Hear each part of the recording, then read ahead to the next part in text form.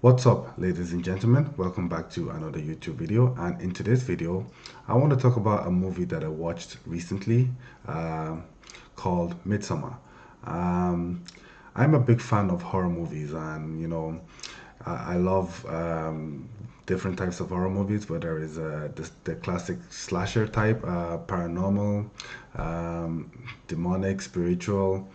I love horror movies, psychological horror, like you name it. I'm a big fan of horror movies in general, and I just like the thrill of watching something that could potentially give me a fright, even though a lot of times most of them don't. But it's still nice to kind of go along for the ride or go along for the adventure, if you call it. And I've seen a lot of horror movies, and there's very few movies that just made me go, "What the fuck?" Quite like Midsommar has. And there's a lot of things to like about this movie, but there's just also a lot of things that I feel just weren't done well or were not executed well, and which kind of makes this movie, I don't know. I don't really like this movie. Like now I will say something. I think everybody should see this movie. Like it is definitely an experience, and I feel like the director was definitely going for something more artistic in this movie, and it does work well for a movie, but I don't think it works quite well for a horror movie. And I'm going to explain why in a bit. So, one thing that sets this movie apart from, a major thing that sets this movie apart from other horror movies is that for some reason the director decided that he wanted his horror movie to be shot in broad daylight. And when I first heard of this, I thought it was quite an interesting idea because most horror movies that you watch, a lot of it involves darkness, dark areas, some sort of it's some sort of like dark environment, and it's very rare that you have a horror movie where most of everything, the horror that takes place happens in broad daylight. So this was definitely a massive departure from the genre, and I was interested to say the least. And I will one thing I will say about this movie is well shot. The cinematography is very good. The acting is very good. The pacing, the atmosphere, like a lot of what you would call good movie making technique exists in this movie. But what really lets this movie down for me is mainly the story and the characters. The story, like, I don't want to say the story is bad because, look, you should technically judge every movie by its story, but it just doesn't work for me. And I think a lot of that is also due to the characters and how the characters behave in the movie. Now, I'm not expecting every movie to have the same point, to follow the same pattern. There is no one right way to make a movie, but if you are going to make a movie and I'm going to be watching the movie and I'm going to be suspending my disbelief, what I would very much like is for the characters to behave in a way that would make sense for the characters to behave given the situation that is thrust upon them. And none of the characters in this movie do any of that. In fact, these are the most, these are the stupidest, most passive characters that I have ever seen in a movie. And at no point were they ever clued on to the danger of the situation, to the fact that maybe they are being manipulated, to the fact that maybe their lives are in danger. There was no point when they genuinely seemed to realize that anything was going on. And even the friendship between them, like, I'll get to all that in a second. So, first of all, I'm just going to say, I'll give you an example of a horror movie that I really like. And I'm going to actually use an example of one that was actually directed by the same director that made this movie, Midsommar, which was Hereditary.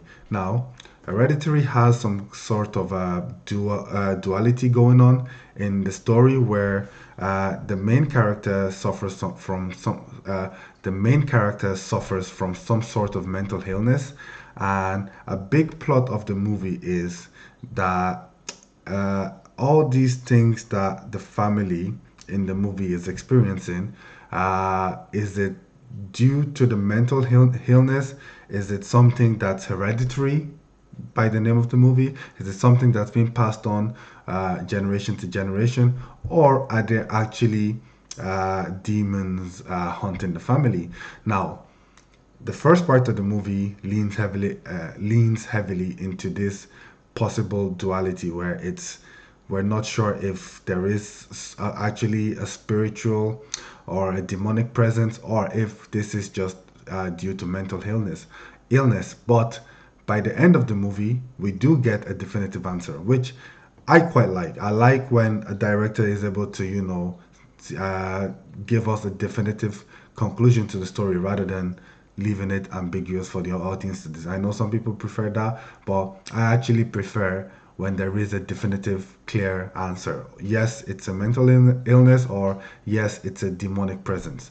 All this ambiguity, it works sometimes. Like at the end of the thing, I think it's absolutely perfect because the ambiguity in the at the end of that movie was very good. But in a movie like Hereditary, I think it kind of works well when the director gives us a definitive answer. Now, I love Hereditary, made by the same director, just because the characters behave very realistic. You can feel their grief, you can feel their fear, you can feel their desperation in the situation that they're in, and you can see how this situation is has taken its toll on its family, with the daughter dying in the beginning and just everything that happens, and just the general breakdown of the mother's mental health.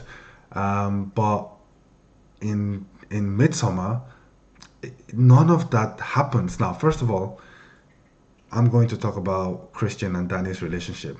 It is the worst representation, and it's probably done on purpose, but it is the worst representation of a relationship that I've ever seen being put on film. As in, there is no chemistry between them, there is no love between them, and Christian just seems like just too much of a pussy just to end the relationship. Now, at the start of the movie, we can already see that there's some strains in their relationship, and Christian has been trying to break up with her for a while, and then Danny, whose sister suffers from some sort of mental illness, something which seems to be common in the director's movies, because that's kind of what the main plot of Hereditary was also about, a mental illness. But Danny, whose sister suffers from, I think, bipolar, ends up killing her whole family, including herself.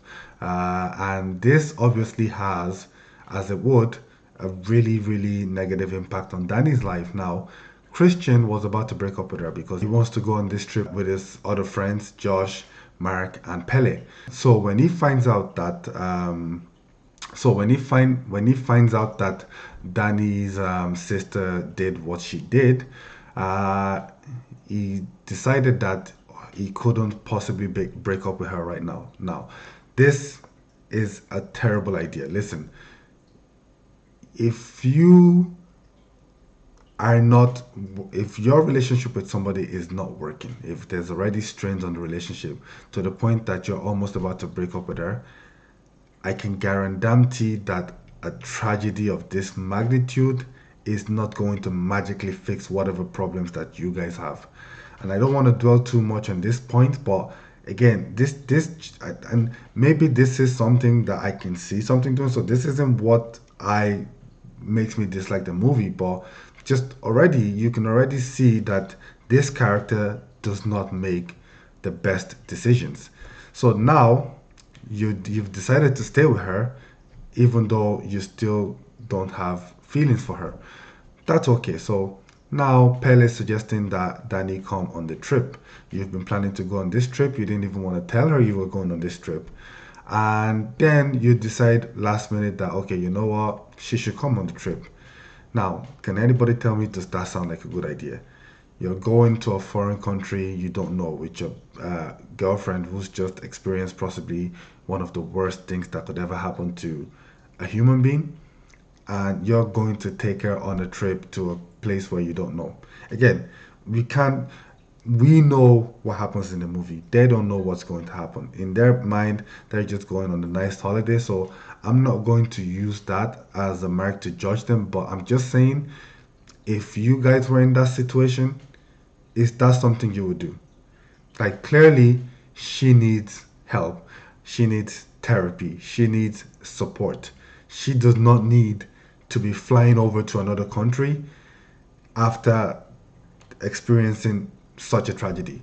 But anyway, that happened. So why do I hate the character so much? Because there's a lot of things in this movie. There's a lot of choices that were made. There's a lot of artistic decisions that were made that I just think it just didn't do it for me. And I can see why they were doing it, but it just didn't do it for me. But why do I dislike the character so much? Now, the movie actually starts off, I think the start of the movie was quite strong, and I think up until the point where the old people jumped off the cliff. So basically, in their culture, in their tradition, whenever a person gets to a certain age, it is traditional for them to take their own life, so they don't become a burden to their kids and their family and whatnot. So that happens. So they go through this ritual. They walk up to a mountain. They go up on a cliff, and they jump off and commit suicide basically. Now, the old man in the ritual, first of all, it's very convenient, but again, this could just be we were watching the movie at the time this happened, that you had exactly one old man and one old woman, but we're not going to dwell on that. Again, those are just minor things. They don't really make that much of a difference, but there's one old woman and there's one old man, and they both jump off the cliff. The old woman successfully dies, but the old man doesn't die. He breaks his legs, and to end his suffering, they take a big, massive fucking hammer and smack him in the face, and they bash his face into death.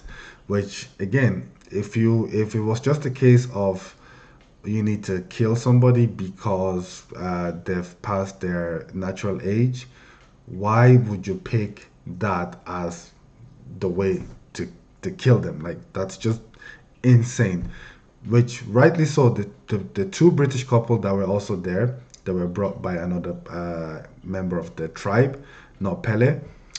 So the two British couple that were there, obviously they're like, this is fucking insane. Like, this is just batshit crazy, and they were visibly shocked by the experience. Now, this is where the characters just start to not make any sense. So they managed to calm them down, especially his girlfriend, the British Simon. His girlfriend's name is Connie.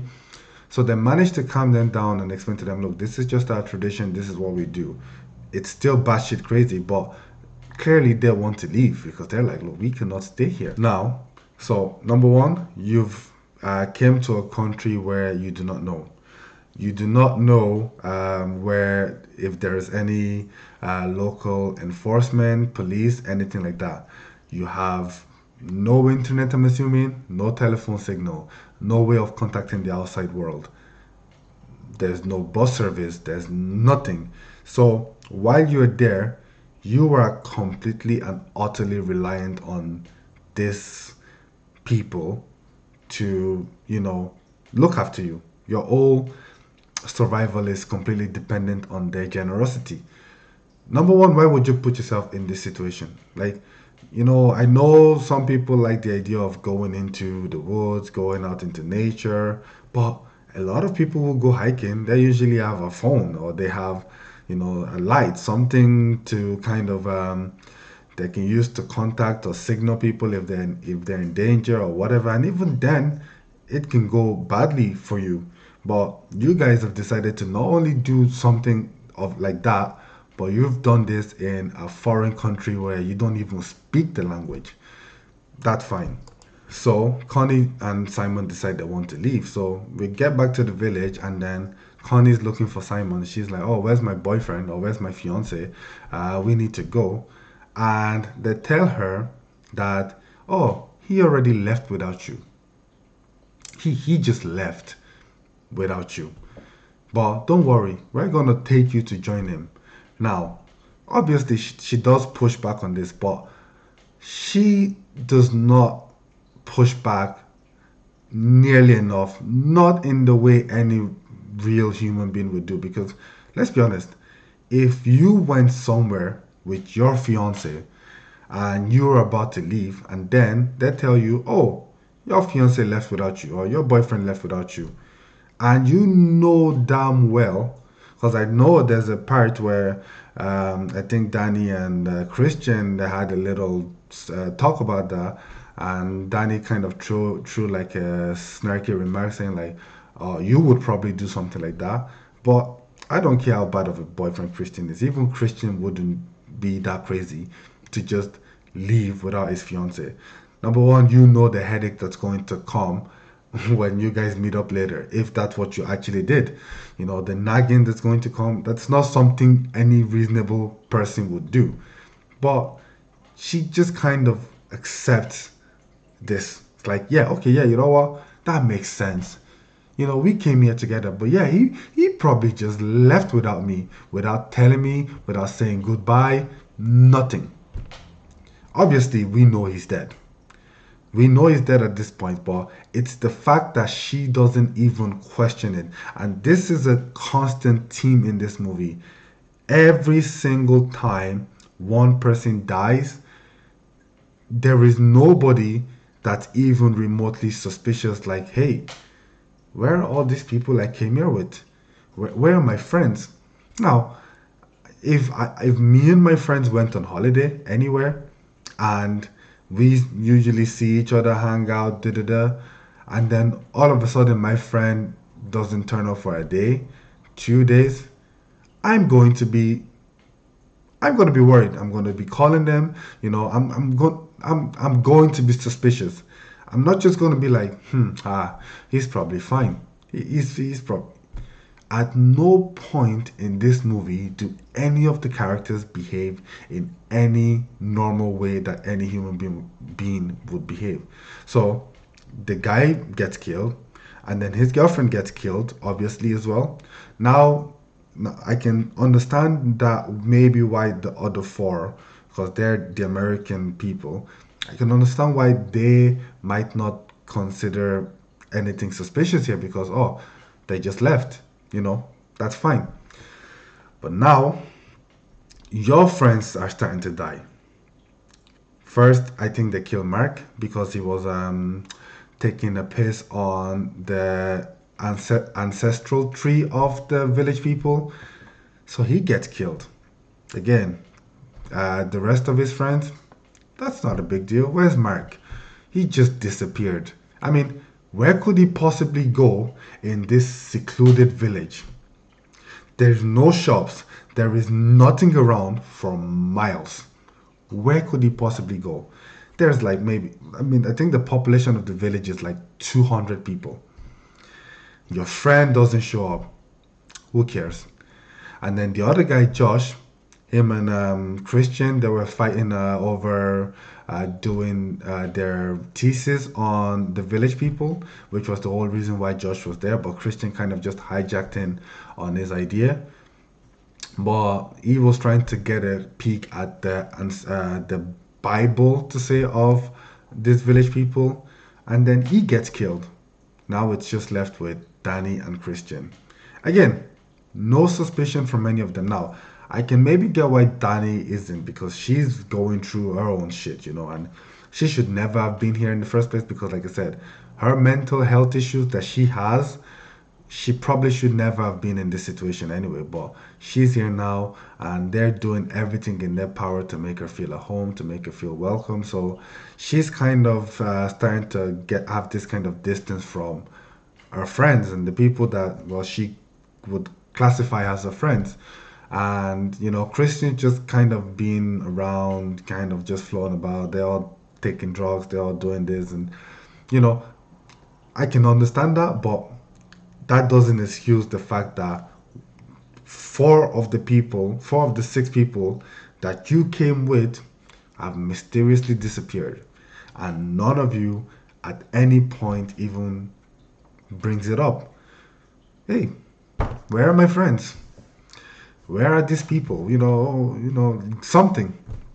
But eventually, they all get killed, apart from Danny, because she becomes the May Queen and she chooses Christian as the last sacrifice. So, number one, that already makes me not like the movie. Again, well shot, great cinematography, great acting, but when you have characters that stupid, that dense, that idiotic, that can't even, at no point were they ever in any control of their own destiny. They were just passive players in this story, and that was it. So that's one thing. So yeah, the second thing that I really really don't like about this movie is, for a horror movie, the deaths are very very poor. It's just poor. That's all I can say. There is we do almost all the deaths happen off screen. We got the two old people at the start of the movie, which is why I said I think the movie started great, because I was like, oh shit, these two old people jump from a cliff.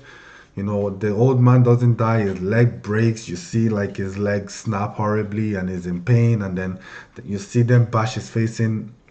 With the hammer, and you're like, oh, this is going to be, it's a horror movie in daylight, but it's gonna be gory. We're going to see some shit, and then nothing. Simon gets killed off screen. We find out later that he's been blood eagled. That would have been nice to see. That would have been fantastic to see on screen. Nope. I don't even remember how Connie dies. It's how fucking shit. I don't even remember how she dies. Mark, again, I'm pretty sure he gets killed off screen, because the old dude that was pissed off at him because he pissed on the ancestral tree, he, I'm guessing, bashed his skull, and we just see his body fucking buried beside the tree. Josh gets bashed on the head from behind while he was trying to take a picture of the book. That's how he dies. And then Christian was burnt alive, which that was pretty cool. He was put inside a little bearskin suit, and he was burnt alive. And that was pretty gory and that was pretty horrifying. If I'm going to consider like something horror or horrific or scary or terrifying, like a situation that I would not like to be in, that would be pretty high on the list. But apart from that, all the deaths were pretty mediocre, pretty boring. Nothing. You don't see anything that you would be like, oh, you know what? That's awful. That's gory. That's terrifying. So, is it really a horror movie? I guess in technical terms, yes, it is a horror movie. But I guess in technical terms, yes, it is a horror movie. But I don't feel any sense of fear. Number one, I don't feel any sense of fear because I don't believe any of the characters made any good decisions. Like, if the characters don't make good decisions, then they're just pawns to be picked off. Like, you don't feel any fear for them because you don't feel like they're real human beings. Because you don't feel like they make any decisions that a real human being would make in that situation. You lose the sense of fear that you would have in that situation, because in your head you're just thinking, I would never be in that situation. And I'm going to give you a good example of a good parallel, of when a movie does this right. Like, and I'm going to use Get Out as an example. Now, in the movie Get Out, obviously, we also do not know what's going on with the family in the movie. Now, Get Out is kind of similar to Midsommar in the fact that there isn't anything supernatural going on. There isn't anything paranormal, it's just some crazy people doing some crazy shit. But the reason why Get Out works so well is the fact that we see the main character. Not only does he questions the weird shit that he sees, he's actively trying to figure out what's going on. Like, he's not just a passive pawn in whatever situation that's happening to him. Yeah, obviously, for a long part of the movie, he kind of puts it off as this and that, but you can gradually see as things start to change, he starts to put pieces of the puzzle together until he had that moment of eureka where he's like, "Oh, something's going on here. These people are not who they claim they are. These people are not who they seem to be." And he tries to leave. He tries to get out. But at that point, it was too late because they're like, "Oh, now we know that we can't let you leave."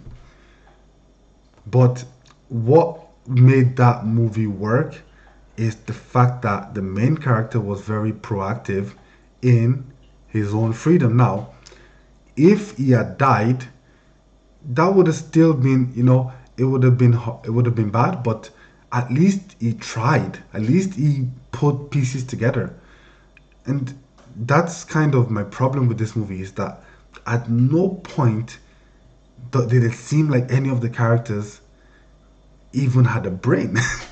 Like, you know what I'm saying? Like, anybody with a brain would be at least suspicious, would at least question things like, "Hey, where's my friends? Why can't I see anybody? Why do you guys keep giving me drugs? What all these weird traditions? Why are you doing this? What's in that thing?" At no point, and I understand trying to be polite, maybe you don't want to disrespect somebody else's culture, but you just saw two people jump to their death without question. And you're like, "Yeah, that's normal." And then people came over, bashed the dude's face to death. "Yeah, that's normal." One, two, three people go missing. "Yeah, that's normal. Happens every day." Where's the police station? Is there a missing people's report we can file? So yeah, those two things just makes the movie for me not a great no, those two things for me make the movie just not a great horror movie. A good artistic movie, but a terrible horror movie. The final thing that I kind of just didn't hit home for me, um, that didn't hit home for me as probably intended by the director is just all the crazy shit that the villages were doing. Like that sex scene, like what the fuck? Now, I feel like this movie is one of those movies where it's trying to be many things. Like with Hereditary, there's a balance, there's a duality. With Hereditary, there's a balance, there's a duality. Is it a mental illness or is it a demonic spirit? And it's one or the other. Whereas with this movie, it's trying to deal with the issues of mental illness, it's trying to deal with the issues of grief, acceptance, loss. It's a little bit about a movie about being indoctrinated into a cult. It's a little bit a movie about drug use. It's there's a lot of thematic elements to this movie, and a lot of it just seems to clash, because if it was a movie about being indoctrinated into a cult, that would have been very interesting to see, how the cult behaves, how they get you to, accept their beliefs, if it was a movie about loss or grief and if they focused on that, that could have been something that would have been very interesting to explore in the context of this movie. How your loss and your grief can make you, do things that you normally wouldn't do. How it affects your relationship with the people around you. But there's just so many things I think the movie is trying to juggle, and I think in the end it just kind of, because there, like, anybody who's seen the movie will know exactly what I'm talking about with that sex scene. But they do it all throughout this movie. So one of the things the villagers do is, whenever someone is experiencing some sort of intense emotion, uh, they will mimic what you're doing as a way of joining you, as a way of showing you solidarity, as in, oh, look, you're not experiencing this alone. So if you start crying and screaming in pain, they will copy you exactly what you're doing. And that's weird enough as it is, but I'm like, I can accept that that's something they would do in this batshit crazy village. But then we got to the sex scene, and watch the movie. If you haven't seen the movie, watch the movie. I have no words to explain it. Like I said, it is an experience. It is a very artistic movie. It's a very clever movie. From the fact that the director basically explained the whole plot of the movie in murals at the start. And if you were a keen-eyed viewer, which I am not, I am horrible at noticing fucking symbolism and shit like that. But if you are a keen-eyed viewer, you might have been able to predict the plot of the movie from the start. But again, just not, look, I'll tell you one of my favorite horror movies ever, Insidious. Do you know why I love Insidious? Because the characters in the movie act like real people. At first they thought that their house was haunted. And you know what they did? They got the fuck up and they left the house. Then they realized that it's the child that was haunted. They got help. Every decision that they made in that movie, maybe not perfect, but they made decisions. They acted. They tried to resolve the problem. They tried to figure out what's going on. Whereas in this movie, and again, I don't think the director's bad, because, like I said, I think Hereditary was a great movie. But Midsummer, not it. So that's my thoughts on Midsummer. I probably have a lot more things that I could have said, but this video's kind of gone on long enough. Thank you very much for watching. Please like and subscribe for more videos. Peace.